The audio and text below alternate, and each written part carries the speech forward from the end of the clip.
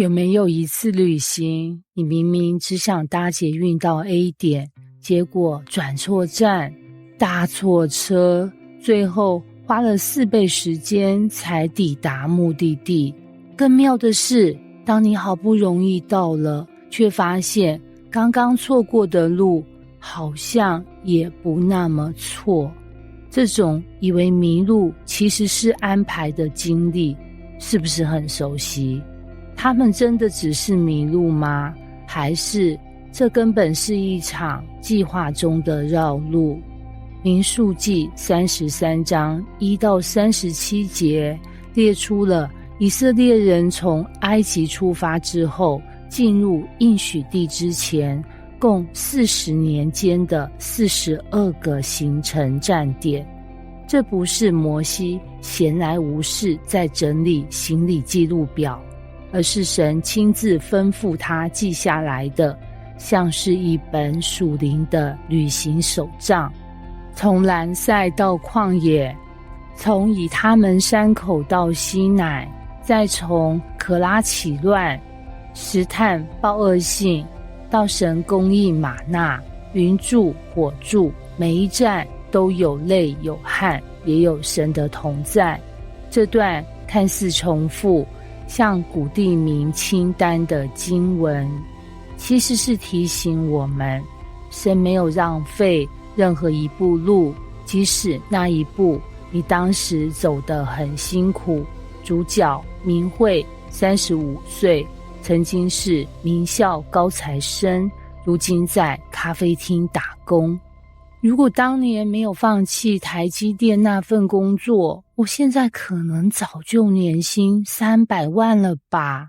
每当打开社群媒体，看见同学穿着套装在高楼开会、坐飞机出差，明慧总是有些说不出口的闷。他当年成绩顶尖，研究所拿奖学金，留学回台后进入大公司，但工作不到2年，却突然离职，理由是感觉不对劲。那时他一心想创业，用环保包装颠覆食品市场，朋友家人都劝他保守点，但他毅然决然贷款创业，还把所有积蓄砸下去，最后却因市场转变与疫情影响，不到2年便宣布结束。他变卖设备，还完债务之后，就一直做一些兼职，最近在家附近的咖啡店打工，晚上还接几堂英文家教。每当有人问他，你怎么会从台积电走到这里？他就苦笑，地图坏了，导航失灵。但某天，一位客人带着高中女儿走进来，女儿边喝咖啡边抱怨英文很难。明慧顺手教了几句，女孩眼睛一亮，你想的比我补习班老师清楚耶。妈妈惊讶问，你是老师吗？明慧摇头，不是，是曾经念过一点书的人。结果这位妈妈开始帮她介绍学生，不久后一个社福机构也邀请她为偏乡孩子上线上英文课。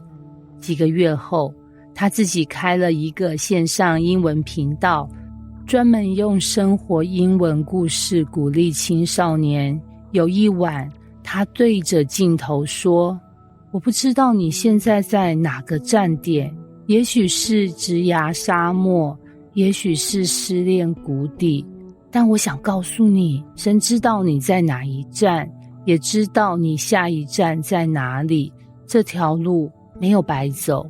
讲完，他忍不住笑了。突然他想起民数记33章那张漫长的地图，原来我也有一张。我们常以为人生该像捷径，出发点、终点、中间越快越直越好，但神更像是在画一幅拼图，每一片你不懂的碎片他都记得，每一段你觉得失败的历程他都收录。民数记33章不是历史笔记，是神写给他百姓的行程见证书。他让以色列人知道，你们每一站我都知道。从蓝色出发的那一刻，我就已经计划了加迪斯的水，何珥山的葬礼也安排了最终进入应许地的路。或许你也曾怀疑自己是不是走错了路，错过了什么机会，但神的路不是错过，而是绕路，为了预备你进入正路。你愿不愿意相信，你生命里没有一站是白走的？